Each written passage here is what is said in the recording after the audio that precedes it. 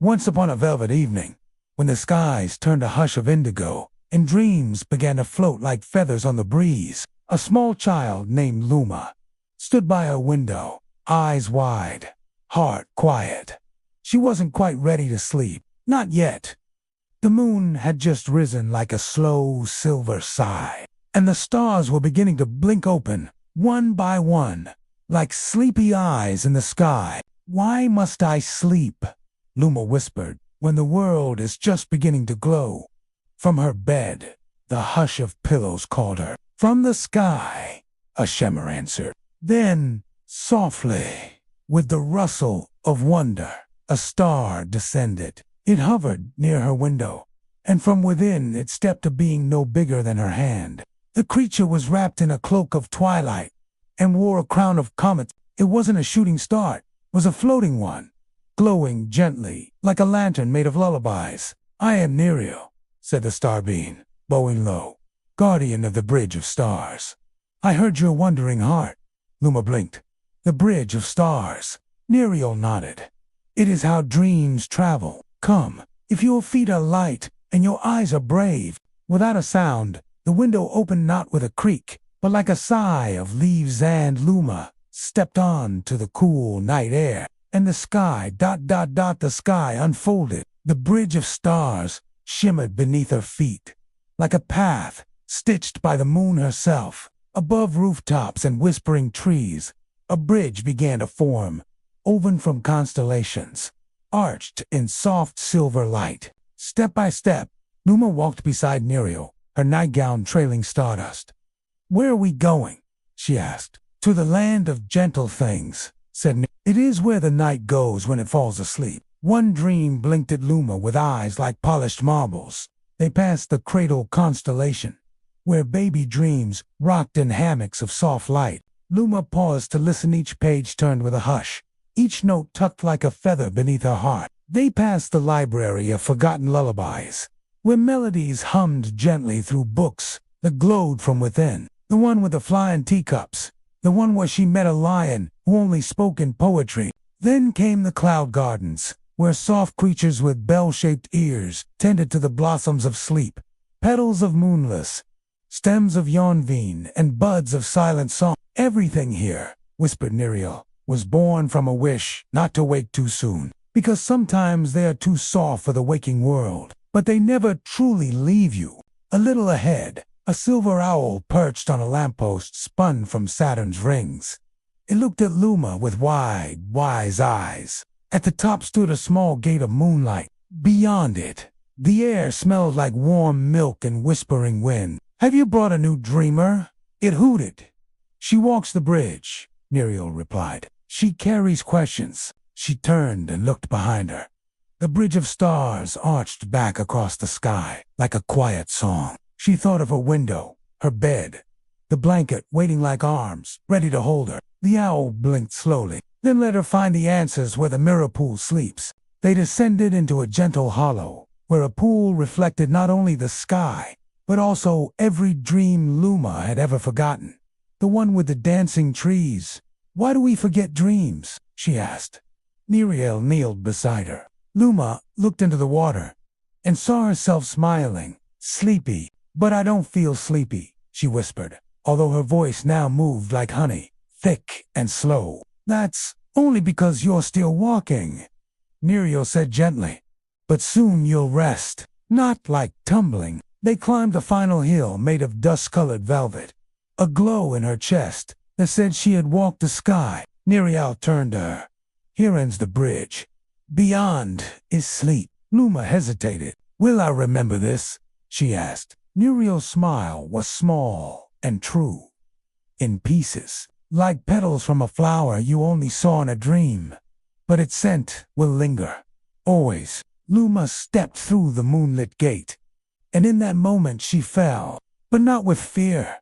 She fell like a leaf returning home. She fell like a sigh into silence. She fell into her bed, into the softness of covers, into the hush of pillows, and the stars above blinked, as if closing their eyes too. Outside her window, nothing stirred, but in her mind, in the corners where the world is most quiet, She felt the soft imprint of stardust and near. He returned to the stars, where he waits for all the children who wonder at night, who listen too closely to the moon, and who ask, "Why must I sleep?" And now, as you read these final lines, you too may feel at that quiet pool, that gentle hush. The stars are blinking slowly, the night is folding in like wings, and somewhere far above, a bridge glows, waiting. So close your eyes, let the world go still, and begin your own journey across the bridge of stars. The night after Luma walked the bridge of stars, she awoke with a feeling like feathers brushing her thoughts. She remembered only flickers, the silver owl, the garden of sleeping clouds, and a being cloaked in twilight who spoke in hush. But mostly, she remembered the feeling, like the moon had whispered her name, like her dreams had chosen her. All day Luma walked quietly through the world, wondering if the bridge would return. That evening, when the sun slid down behind the roofs, and the sky became soft with sighs, Luma stood again at a window. "I am ready," she whispered. And once again, the stars listened. One blinked then, another, and then, like notes in a lullaby, they began to appear. A gentle shimmer arched across the sky, the bridge of stars. And Nyriel was waiting. "Welcome back, dreamer," he said with a smile that shimmered like dew on moonflowers. "Tonight's journey goes deeper." "Where are we going now?" Luma asked, already stepping onto the glowing path, to where dreams are made. As they walked, the bridge shifted gently beneath them, like the back of a giant sky whale, sleeping beneath the stars. Below, the earth turned quietly. Above, comets painted trails like lazy fireflies. And ahead, a distant light flickered a flame, not of fire, but of wonder. They arrived at a tall, spiral tower floating among constellations. Its steps curled like a seashell, and its windows blinked with stories. "This is the dreamsmith's atelier," Nyriel said. "Here dreams are crafted before they're sent across the night." Inside, the air smelled of warm ink and moon. A tall figure stood at a workbench carved from meat. He wore a robe of stardust, and around his neck hung a lantern soft and glowing like a heart that never forgets. "Luma," said the dreamsmith without turning, "I was wondering when you'd return." "You know my name?" she asked, breath caught in her chest. "I know every child who listens to the stars. Come see how your dreams begin." One pulsed gold, like a sleeping lion's breath. He opened his lantern, and inside were hundreds of tiny seeds, dream seeds. Some glowed blue like quiet oceans. Others flickered orange like campfires. "Each child," the dreamsmith said, "sends out wishes without knowing. My lantern gathers them." He placed one seed into a basin of silence. It bloomed, slowly becoming a dream of Luma, swimming with moonfish through an underwater sky. Another seed opened to reveal her flying on the back of a glowing swan above fields of soft bells. "I don't remember these dreams," Luma whispered. "That's because they're not yet ready. Some dreams take time to unfold." She watched as the dreamsmith sealed each dream in a bubble of silver air, placing it gently into a satchel Nyriel held. "Tonight," Nyriel said softly, "you will deliver one." Luma's eyes widened. He handed her a dream globda, one with a golden lion end. Suddenly she felt its heartbeat in her hand. Now it crossed through rivers of cloudlight and flew low over dreaming towns. "This one belongs to a boy in the north who is afraid of sleep," Nyriel said. "Will you carry it across the windward arch?" Luma nodded, solemn as the moon. They stepped back onto the bridge of stars, but it had changed. Far below, rooftops rested like folded hands. Trees murmured lullabies in the hush of wind. At the edge of the world, they came to a narrow silver arc, the windward arch where dreams must pass through breath and belief. Luma held a dream tight to her chest. "Will he see me?" she asked. "No," said Nyriel, "but he will feel you. Dreams don't need eyes to arrive." She stepped forward and let the globe drift from her palms into the night. It floated like a firefly, and then softly descended through the clouds. A moment later, a distant window blinked with golden light. "You did it," Nyriel said gently. And some hearts don't yet know how to trust the dark. But dreams are bridges stooges, like this one. Luma smiled, and the smile felt deep.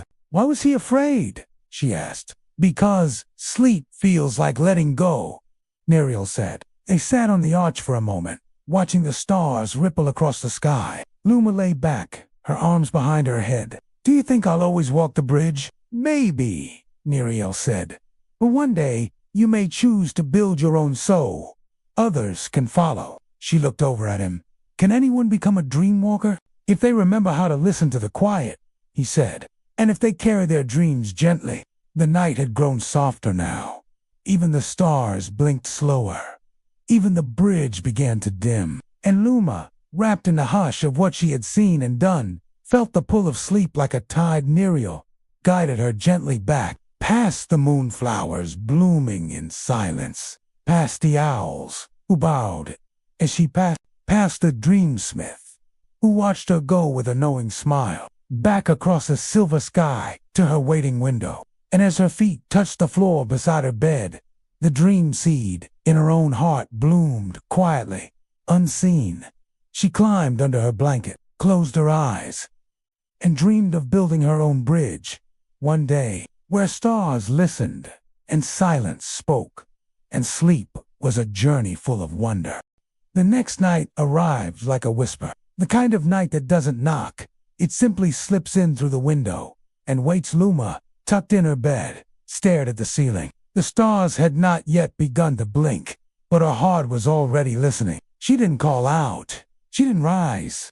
She simply waited, and sure enough, just as the moon lifted her quiet face above the treetops, a gentle breeze curled through her room, carrying with it the scent of sleep and starlight. Then, a glow appeared at her window. Nyriel. He did not speak. He only held out his hand. And Luma, without a word, took it. The bridge of stars unfolded beneath her feet again, quiet and smooth, like moon silk. But tonight, it didn't stretch high into the sky. No, tonight, it dipped down, curling like a ribbon through caverns of soft blue mist, through the hollow hum of night songs, into a place even dreams rarely touched. Where are we going? Luma asked. To the heart of time, Nyriel said. To the clock that ticks in dreams. The mist cleared, revealing a vast circular hall with no walls, only rings of stars spinning slowly like dancers. In the center stood an enormous clock, not one of gears and metal, but of dreams and memory. Its hands were made of twilight. Its ticking sounded like distant rain. And at its base slept a creature, unlike any Luma had seen, the keeper of wind. Her eyes were closed, and when she breathed, time shifted. She had wings like folded constellations and a mane of cloudlight. She guards the balance, Nyriel whispered, between dream and waking, between memory and forgetting. Luma stepped forward. The clock's ticking echoed in her chest. But why bring me here? Nyriel gazed at the dreaming keeper. Tonight, you'll visit moments that hide in time. The frame was carved from sleeping wood, and the glass shimmered with ripples, because sometimes a dreamer begins to wonder not just where dreams go but when. As she raised the mirror, the great clock stilled then ticked backward. He handed Luma a mirror. It was no bigger than her palm. This is a remembering mirror, Nyriel said. Hold it near the clock. Luma stepped forward, the ground soft and stardusty beneath her feet. 1 tick, 2, 3, and suddenly, the stars above bloomed with memories. Luma gasped. She saw herself much younger, chasing butterflies through a golden garden with her grandmother's laughter in the wind. She saw a stormy night when she'd cried beneath her blanket, and a small kitten had curled beside her, bringing warmth without words. She saw the first time she drew a moon with chalk on the sidewalk. We forget not to lose them but to make room for more, and whispered, I want to visit you one day. Each moment drifted past her like petals, glowing and gentle. These are your echoes, Nyriel said softly. Dreams sometimes return to these places to gather strength. But why do we forget them? Luma whispered. Because remembering too much can crowd the heart, he said. Then the clock ticked forward, and the mirror showed things not yet lived. She saw a boy she didn't know yet but would soon befriend. Stay too long, and you might forget which moment is real. She saw a small boat, a quiet lake, and her older self humming to the wind. She saw a night, years ahead, when she would walk a dream bridge. Not as a child, but as a guide, Luma asked, clutching the mirror. Not tonight, Nyriel said kindly. Time here is slippery. He led her gently back to the edge of the circle, where the stars slowed their spinning and the great dream clock sighed back into stillness. As they stepped once more onto the bridge of stars, Luma held a mirror to her chest. Will I remember what I saw? Not always clearly, but you'll feel it, like a story resting in your ribs. The bridge arched homeward, curling across night winds that carried the scent of quiet things. When you listen carefully, it will remind you, the most important dreams arrive, exactly when they're needed. Ink on a page, not yet written, a lullaby hummed by someone waiting. The echo of a goodbye turned into a beginning. Below, the world turned gently, and Luma, heavier with knowing and softer with wonder, felt sleep drawing near. As her feet touched her windowsill once more, Nyriel placed a tiny ticking feather in her hand. Tonight, you've met time, he said. Keep this close. She nodded, and with a final shimmer of silver light, he was gone. Luma lay in bed, mirror under her pillow, feather in her hand. Outside, the moon drifted across the sky like a boat made of silence, and in her dreams, a clock ticked not loudly, but gently, a whisper of moments, a hush of memory. Time was not something to race. It was something to walk beside. And so she did, all night and into the quiet morning. The night came dressed in deep indigo, its pockets filled with hush. No wind stirred, no owl called. Even the moon blinked more slowly, as if the world had paused just long enough for something magical to slip through. Luma sat up in bed, already awake before her eyes opened. She felt it, the shimmer behind the sky, the weightless breath of the stars, the hush before wonder. And there he was. Nyriel stood in the corner of her room, not stepping forward, not speaking, just waiting. Luma rose, wordless, and the window opened by itself.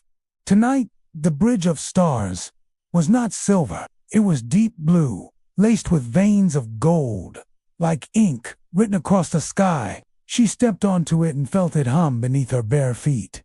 Where are we going tonight? She asked. Nyriel smiled faintly. To a place where forgotten dreams wait to be remembered. Luma tilted her head. How can dreams be forgotten? Easily, Nyriel said. Especially the ones that come with wings. They walked for what felt like both a moment and an hour. Time on the bridge had begun to feel more like music than that. And then it appeared. A tower of endless feathers and glowing scrolls, floating on the back of a sleeping whale, made of stars. The library of silent wings. The door was not a door. It was a curtain of wind. When Luma stepped through, she felt her thoughts soften. Inside, dreams floated like butterflies each, with wings made of parchment and ink. There were shelves that moved on their own, ladders that whispered secrets, and lanterns that glowed with laughter. A librarian drifted toward them. She had hair like cirrus clouds and eyes that held constellations. You've brought a dream listener, she said to Nyriel. She's ready, he replied. The librarian handed Luma a feather, not just any feather, but one that shimmered with memory and possibility. This, she said, will let you read the dreams that were never spoken aloud, the ones that children feel, but never say. Luma pressed the feather to her heart. The library shifted. 1,000 dream birds took flight, all silent, all waiting to be heard. She followed one. It had wings made of musical notes and trailed the scent of warm bread in rainy windows. As it landed on a glowing perch, Luma reached out and touched it. Suddenly, she saw a girl hiding under a staircase, wishing for a friend. A boy drawing pictures of dragons he never dared to name. A child watching the stars and wondering if they could hear thoughts. Luma blinked. When children feel deeply but have no words, their dreams take flight here and wait to be read. "These are their dreams," she whispered. "No," the librarian said softly. "These are their wings." Luma felt her own chest flutter. "Do I have any wings here?" The librarian nodded and led her to a window made of fog. A single winged scroll sat there, quiet and folded. "But I forgot." Reaching upward. "You just stopped visiting." Luma opened it. It showed a drawing of herself, alone on a beach of stars. "I dreamed this when I was little," she said. "You never truly forget," the librarian said. Luma held the dream gently. It trembled, then dissolved into sparkles, which floated up to the ceiling and became a tiny, blinking star. "Each time a dream is remembered," said Nyriel, "it becomes a guide for someone else." They walked again this time, between rows of shelves, where dreams waited patiently. Luma brushed her hand along their wings, filling poems, lullabies, and the softness of bedtime thoughts that had never been spoken aloud. "This place feels sad," she said quietly. "Nah, sad," the librarian replied. "Just waiting, like the pause before a story begins." Luma turned to Nyriel. "Can I help these dreams get home?" Nyriel looked at her, eyes full of quiet pride. "You already are." The journey back along the bridge was slower. The stars pulsed more softly. Luma carried nothing in her hands, yet her heart felt full as if she'd gathered 100 feathers and woven them into her own story. Back at her window, the air smelled like moonlight and turning pages. Before she climbed into bed, Nyriel handed her a tiny scroll. "Place this beneath your pillow," he said. "It contains a dream you forgot to remember." Luma nodded, holding it close. "And Nyriel," she asked you, "do you think dreams ever find their way even when no one reads them?" He smiled. "Yes, because somewhere, someone is always listening." Luma curled under her blanket. The scroll glowed softly beneath her pillow. Above her, a new star blinked into view, one with wings, and somewhere in the sky, the library of silent wings waited for her return. That night, the stars came late. They blinked into the sky one by one, as though unsure if it was their time to shine. Luma lay in bed, still and quiet, waiting with her eyes open, not searching, not calling, just listening. Then, as always, the breeze shifted. A note of moonlight curled into her room, the faint scent of old stories, distant rain, and something else. Courage. She turned to find Nyriel already there, standing by the open window, his cloak fluttering without wind. He said nothing, but when he held out his hand, it trembled slightly. Luma took it. The bridge of stars rose again beneath her feet. But tonight, it shivered, not from cold but from the presence of something that wasn't entirely light. They walked in silence. The bridge led them lower than ever, below the clouds, below the hush of wind, into a valley of stilled breath. And then it appeared, a house, tall and crooked, with windows like closed eyes and a roof that leaned gently toward the earth. "What is this place?" Luma asked, voice barely more than air. Nyriel's answer came slowly. "This is the house where shadows sleep, a place where fears go when they get tired of being feared." Luma's fingers curled into her palm. "Why are we here?" "Because every dreamer," Nyriel said, "must someday pass through the rooms they hide from." They stepped through the door. It didn't creak. It sighed. Inside, the rooms were quiet but not empty.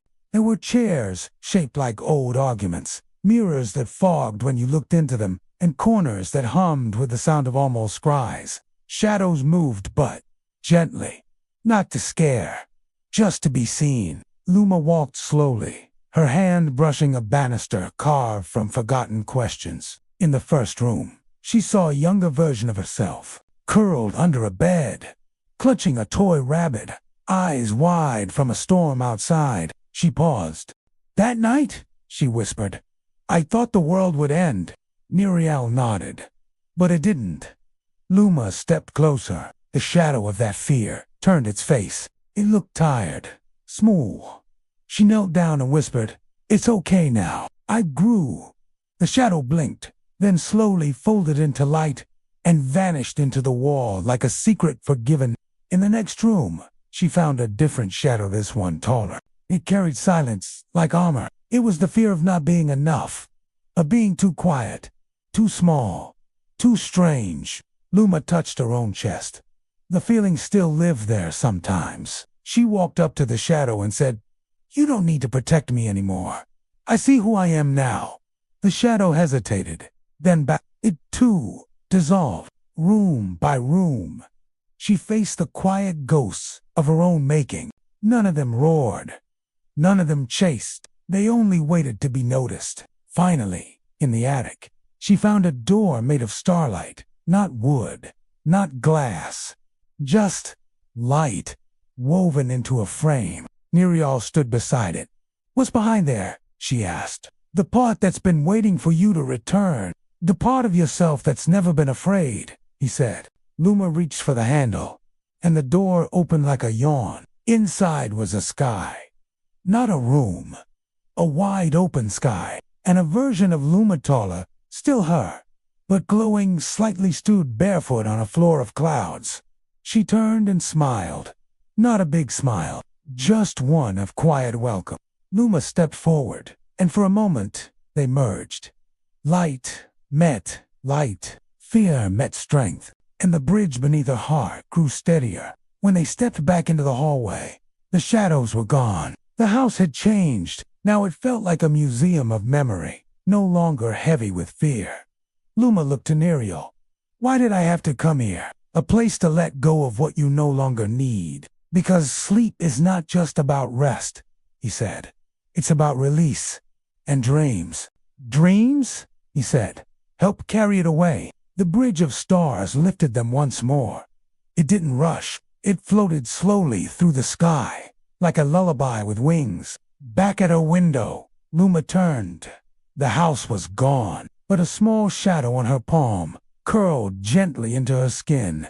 No longer afraid, no longer forgotten. Nyriel leaned in and whispered, "Tonight, you walk through what many avoid. You're braver than you think." And then he vanished into the dark. Luma slid into a bed, not with weight, but with peace. The room breathed with her.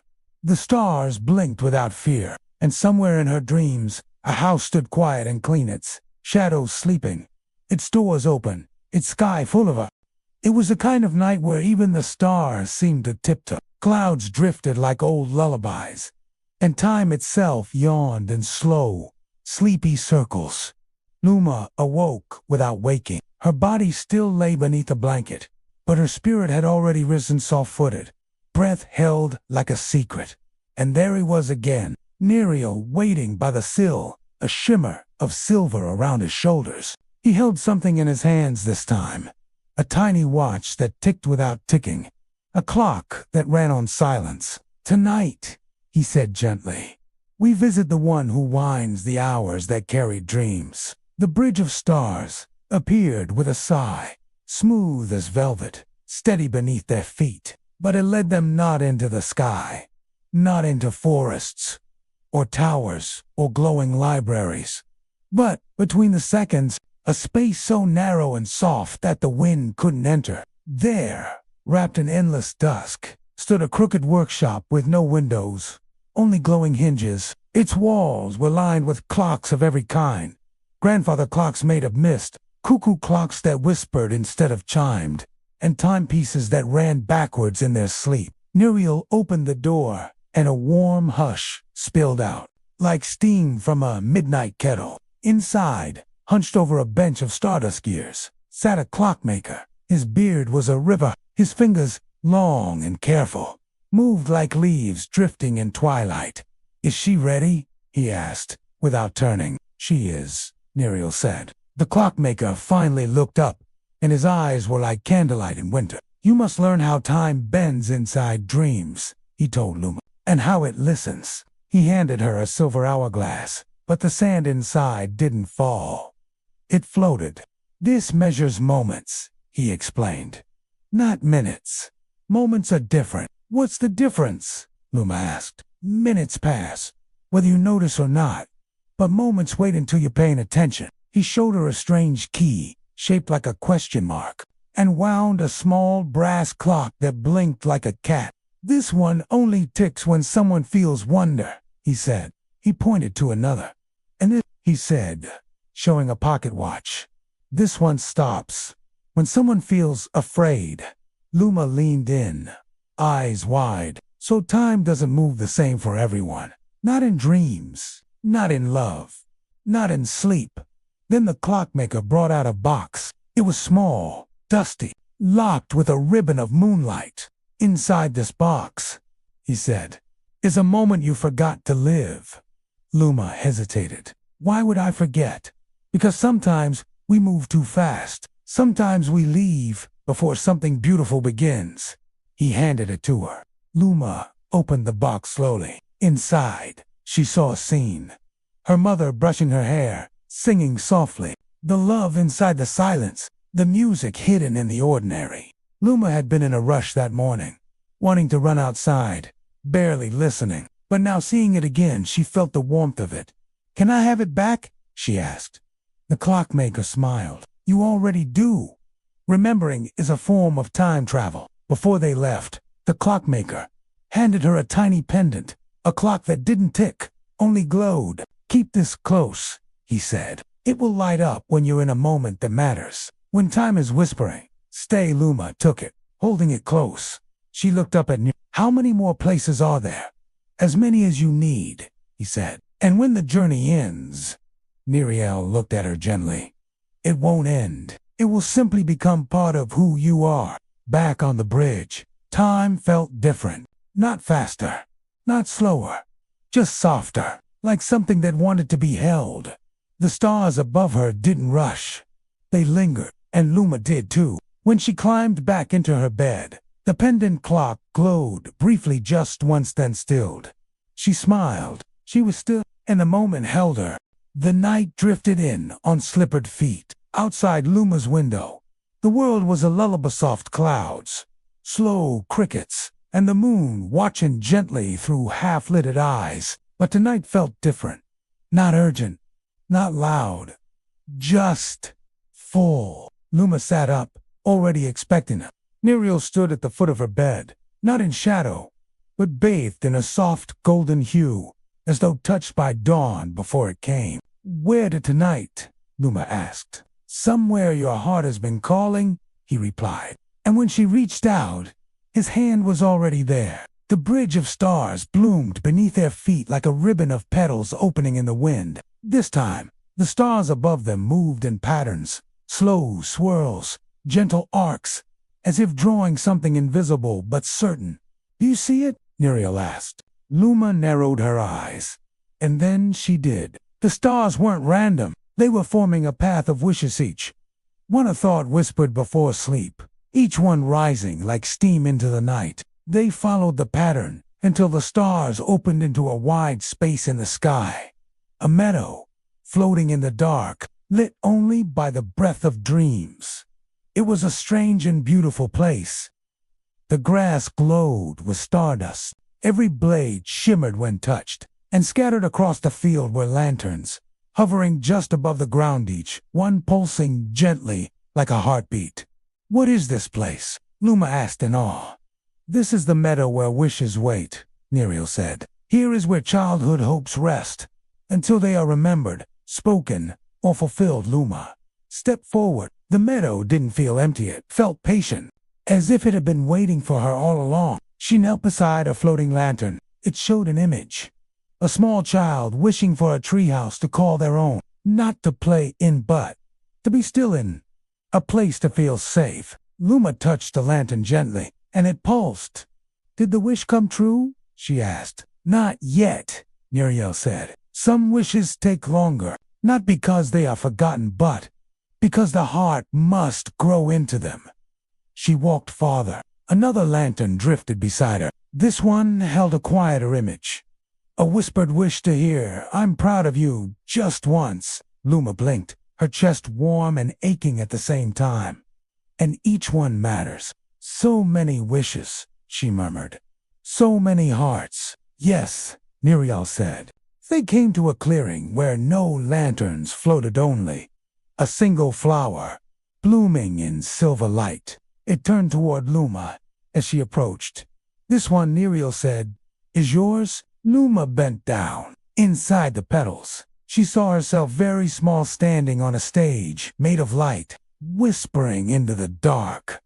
"I just want to matter." Her throat caught. "I didn't even know I said that," she whispered. "You didn't," Nyriel said, "but your heart did." The flower's light grew, then gently rose, lifting into the air and becoming a lantern of its own. "Can I take it with me?" Luma asked. "You already have," Nyriel replied. She looked up. The sky above the meadow now shimmered with hundreds of small light swishes seen. "Understood. No longer waiting." "What happens when a wish is fulfilled?" she asked. "It becomes part of someone's courage," he said, "or their kindness, or their joy. Wishes never disappear. They simply become."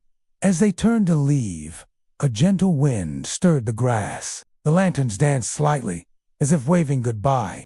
But Luma knew they weren't fading. They were growing brighter at it, to be dreamed again, or carried forward by someone who believed. Back in her room, the stars outside her window seemed softer. The pendant clock from the clockmaker glowed again, just once, then fell still. Luma slipped beneath her blanket, feeling something new in her chest. A quiet knowing, a wish no longer waiting, and a meadow in the sky, blooming just for her.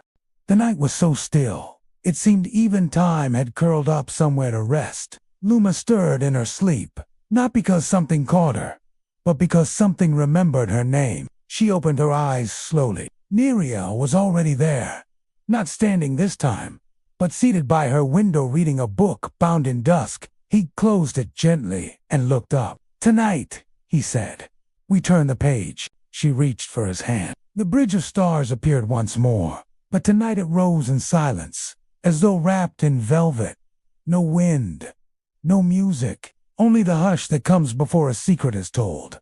They walked far, farther than before, past the meadows, past the valleys of dream thoughts, into the dark, between stars. Then it appeared, a library tucked into the curve of the moon's edge. Its towers shimmered like silver ink. Its doors opened without sound. Inside, there were no walls, only shelves, stretching into forever. Books floated in the air, opened themselves, whispered when touched. Some glowed faintly, some pulsed like soft drums. Some were no larger than feathers. "What is this place?" Luma asked. "This," Nyriel whispered, "is where every sleep keeps its story.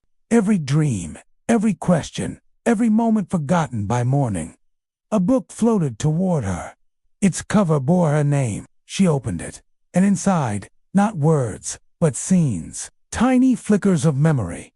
Her first laugh, a tear she didn't understand, a time she danced in the rain, alone, and didn't tell anyone. "Even things we forget," Nyriel said, "are kept safe here." Luma touched a page, and it warmed under her fingers. She saw a dream she'd had once, a ship made of cinnamon sails and a dog that spoke in riddles. "That was you?" she asked with a laugh. "In part," Nyriel replied, smiling. "The dream world borrows many faces." Then she reached a chapter that was blank. "What is this part?" "Those are nights you fought sleep," he said gently. "When your body was still but your thoughts raced. The pages are waiting for peace to return." Luma turned the blank page and saw her reflection. Not in a mirror. In the emptiness, she placed a hand on end it filled. Slowly, like water in a bowl, images formed. Her breathing, a soft lullaby. Her mother once hummed. "The colored blue knot is a thing, but a feeling. Sleep," Nyriel said, "isn't escape. It's arrival." Farther inside the library, they passed rows of forgotten dreams. Some were wrapped in ribbon. Others were cracked at the edges. "What happens to dreams? No one remembers," she asked. A single book rested there, larger than the rest. "They become seeds," he said, "for poets, for painters, for those who feel things they can't explain." They stopped before a glowing podium. "This," Nyriel said, "is the book of all sleep." Luma leaned in. The book opened, and inside, nothing. And sometimes, When a child is brave enough to journey through dream after dream, only light. What does it mean? She asked. That the greatest sleeps are beyond story, beyond image. They are pure peace. He looked at her. She earns a page in it, a single page turned. Blank at first. Then, softly, ink began to bloom. It wrote itself. The girl who walked a bridge of stars, who faced her shadows, who remembered her wishes, who listened to time, who asked and stayed and saw. Luma blinked back, warmth in her eyes. That's me. Yes, Nyriel said. And the story continues. When they stepped back onto the bridge, the stars bowed in silence. Not loudly, not proudly, just in quiet respect. Luma returned to her bed with the feeling that something important had been seen. And under her pillow, something soft rested. A bookmark made a moon thread, proof that some dreams stay open, even in waking. The night was not cold, but it held a certain stillness, the kind that came just before a question is answered, or just after a tear has dried on a cheek. Luma woke slowly, not startled, but with the calm sense that it was time. Nyriel stood in the corner of her room, not glowing like before, but cloaked in soft, gray like the hour before dawn. Are you ready? He asked gently. Ready for what? Luma whispered. Tonight, we walk through the place most travelers avoid, the part of the journey where shadows speak. She nodded. Not because she was unafraid, but because she knew now. Fear was not the end of the path, only a part of it. The bridge of stars appeared, but it did not rise. It descended, downward, into the velvet dark between constellations, where no lanterns burned, where even starlight held its breath. Luma stepped lightly, and the silence deepened. Far below, a glimmering arch came into view, a cave shaped like a sleeping creature. Its entrance woven from memories long buried. Nyriel gestured. This is the cave of quiet shadows. Will I be alone? She asked. No, he said, but you must walk through it by yourself. Inside, the air was hushed and cool. The cave was not dark, it shimmered faintly, as if lit by secrets too shy to speak aloud. Shapes moved along the walls, not creatures, memories. One stepped forward. It was Luma, but younger, crying beneath a staircase, hugging a pillow while others laughed beyond the door. She reached toward it, but her hand passed through. A whisper rose from the memory. I was afraid no one saw me. Luma's eyes softened. I see you now, she whispered, and the memory smiled, turned to mist, and vanished. Another shadow stirred, this time Luma trembling in a classroom, unsure of her voice. I was afraid I wasn't smart enough, it whispered. She knelt. You were learning, she said. That takes courage too. The shadow shimmered, then faded. She kept walking.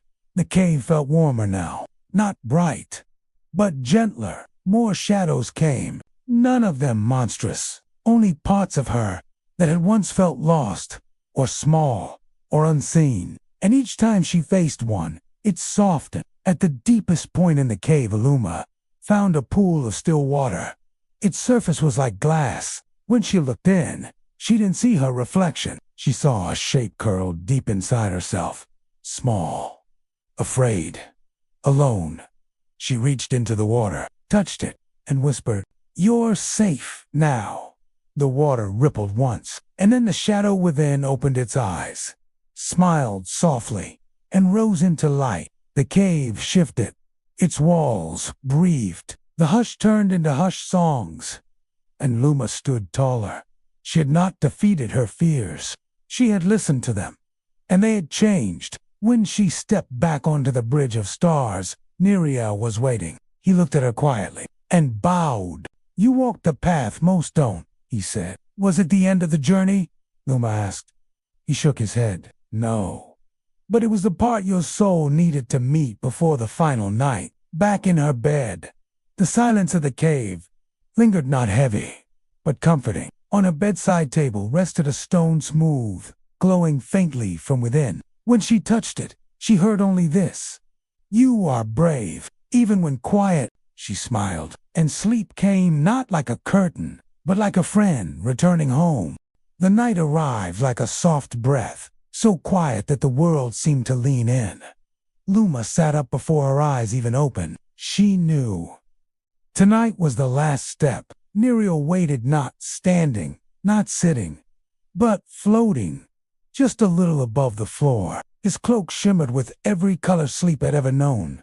Midnight blue, honey dusk, dream silver, and lullaby gold. It's time, he said, to return not just to your bed, but to your beginning. Luma reached for his hand one last time, and the bridge of stars unfolded like a sigh the universe had been holding for centuries. This time, the bridge didn't lead across the sky.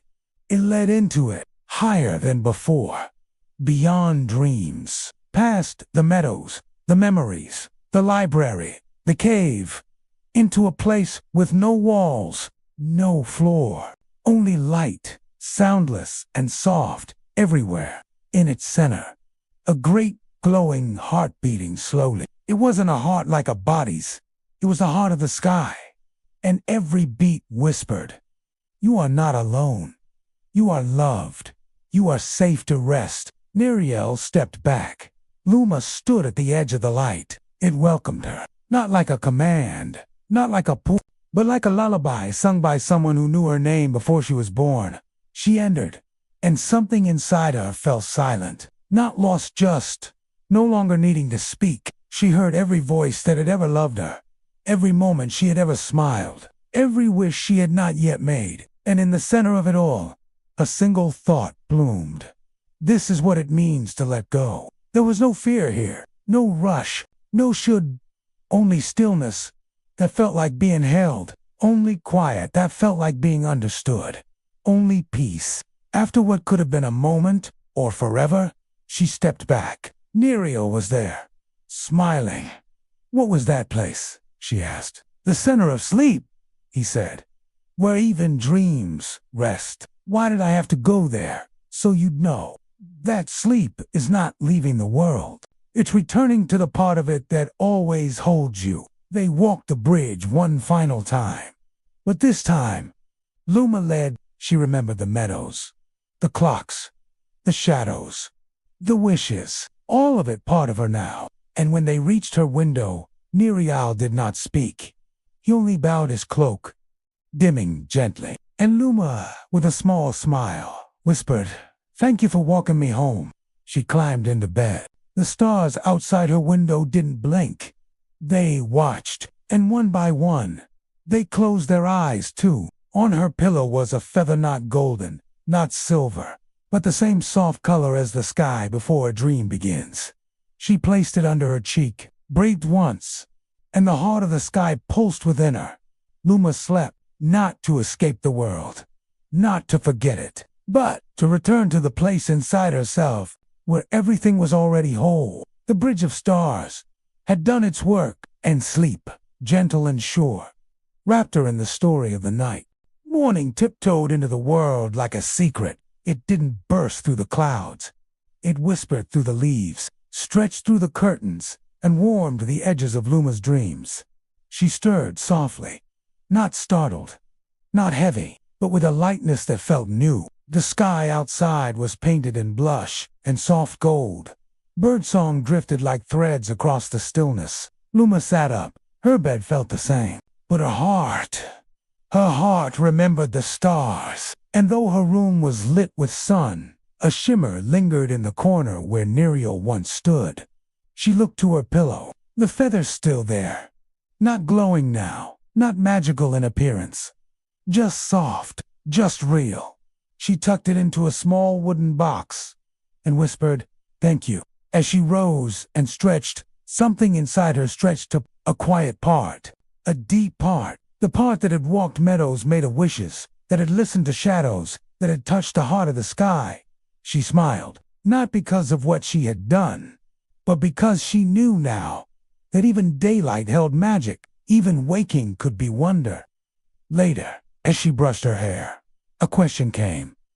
Was it all just a dream? She looked out the window. A cloud passed by, trailing sparkles that disappeared too quickly to follow. She looked again. Gone. But she smiled anyway. Some things she thought aren't meant to be proved, only remembered. That night, when the moon returned to its watchful place, Luma gazed up, quietly. She didn't need Nyriel to appear. She didn't need the bridge to unfold, because now she carried the stars within her. And as her eyes drifted shut, sleep arrived not as a journey, but as a homecoming.